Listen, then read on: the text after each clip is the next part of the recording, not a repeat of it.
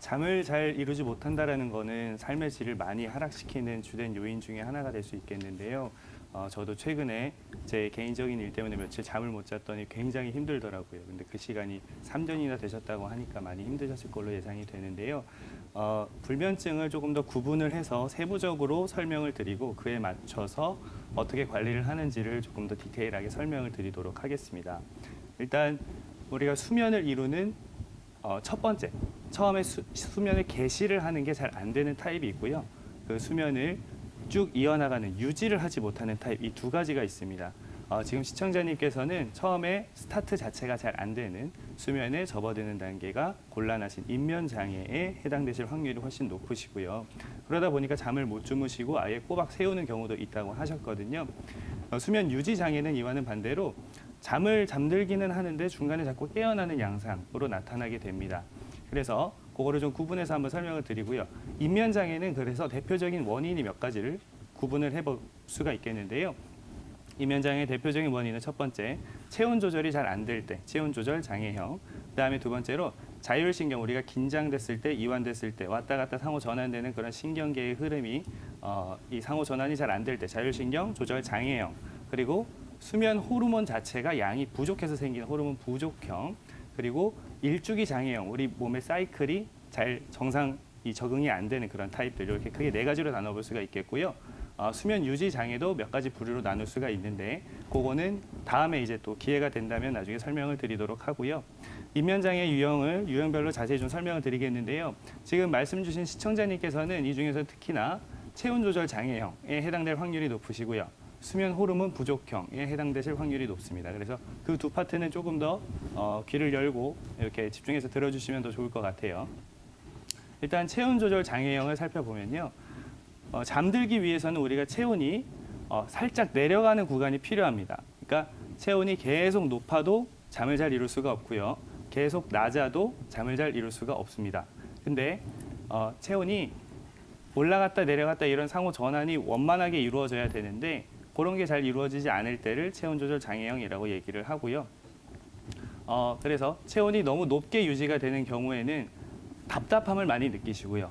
뭐 열을 많이 타신다든지 자꾸 시원한 걸 찾는다든지 뭐 가슴이 막 답답하다, 위로 열이 많이 뜨시는 증상들, 이런 걸 번조라고 하고 허번이라고 하고 그렇거든요. 그래서 흉격에 열을 꺼주는 그런 약재들을 많이 쓰게 되고요. 체온이 낮은 경우에는 어르신들 중에 추위 많이 타시고 연세 많이 드신 분들 같은 경우에는 대사가 너무 안 돼서 그런 경우가 있거든요. 그럴 때는 오히려 대사를 시켜주고 체온을 높여주는 그런 치료를 반드시 하셔야 됩니다. 근데 여기에서 이제 특징적으로 체간에만 너무 피가 몰리고 사지로는 피가 안 가서 생기는 그런 장애 유형이 있거든요. 소화기가 약한 분들이 여기에 해당이 되는데 지금 증상 말씀하셨을 때 소화가 잘 안 된다고 말씀을 하셨어요. 이런 분들은 반드시 사지의 소통이 잘 되는 치료를 같이 받으셔야 됩니다. 그다음에 자율신경 조절 장애형을 살펴보면 너무 긴장을 해서도 잠을 잘 이룰 수가 없고 너무 이완이 돼서도 잠을 잘 이룰 수가 없고 이게 왔다 갔다 잘 전환이 돼야 되거든요. 너무 긴장을 잘 하시는 분들 같은 경우에는 뭐 손발에 땀이 좀 많다든지 가슴 두근거림을 자주 호소를 하신다든지 이렇게 말씀들을 하시고요. 너무 부교감 신경, 이완 쪽으로 됐을 경우에는 자꾸 뭐 먹을 게 땡긴다든지 뭐 몸이 무겁다든지 이런 말씀들을 하시거든요. 그게 상호 전환이 잘 되게끔 그런 관련한 한방 치료들을 많이 받으셔야 되겠습니다. 그다음에 수면 호르몬 부족형에 대해서 말씀을 드리자면 호르몬이 부족해지는 이유는 이 재료가 부족해서일 수도 있고요. 좋은 거를 먹었는데 이걸 흡수를 못해서 일 수도 있습니다. 특히나 연세 많이 드셔서 치아가 안 좋아지시고 위장이 안 좋아지시잖아요. 그러면 자연스럽게 육류를 별로 많이 안 드시는 경우들이 있는데요.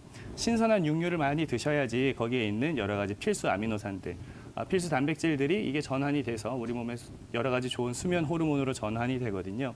그러한 작용들이 많이 안 될 수가 있습니다.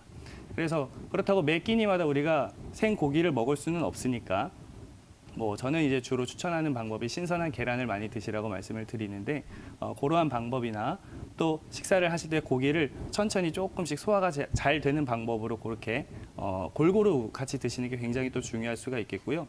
위장이 약한 분들의 경우에 위장 치료를 반드시 같이 해야지 이게 수면도 좋아지는 패턴을 많이 보이거든요. 관련한 치료는 한방 치료가 굉장히 잘 우위에 있습니다. 그래서 위장도 같이 좋아지게끔 치료를 하면서 수면에 유리한 환경을 만들어주는 게 더 중요하겠고요. 일주기 장애형은 특히나 젊은 사람들 중에 낮과 밤이 바뀌는 사람들, 뭐 교대 근무를 한다든지 뭐 이런 경우가 많죠. 특히나 요즘에는 밤에도 텔레비전 늦게까지 보시고 스마트폰 많이들 사용하시고 집안의 환경이 너무나도 밝습니다. 그래서 그러다 보면은 낮과 밤이 헷갈릴 수가 있거든요. 낮에는 햇빛을 정확히 쬐주시고 우리가 자기 전에 뭐 1시간 정도 전에는 최대한 이 빛 자극을 최소화하셔서 지금은 잠잘 때다라는 걸 몸에 정확히 인식을 시켜주는 게 굉장히 중요합니다. 잠이 안 온다고 텔레비전을 보거나 핸드폰을 하시거나 하시면은 더 잠이 달아나기 때문에 그런 거는 생활 습관을 반드시 교정을 해야 될 부분이겠습니다. 그래서 이렇게 종합적인 그리고 체계적인 한방 치료를 반드시 꼭 받으시기를 권장드리겠습니다.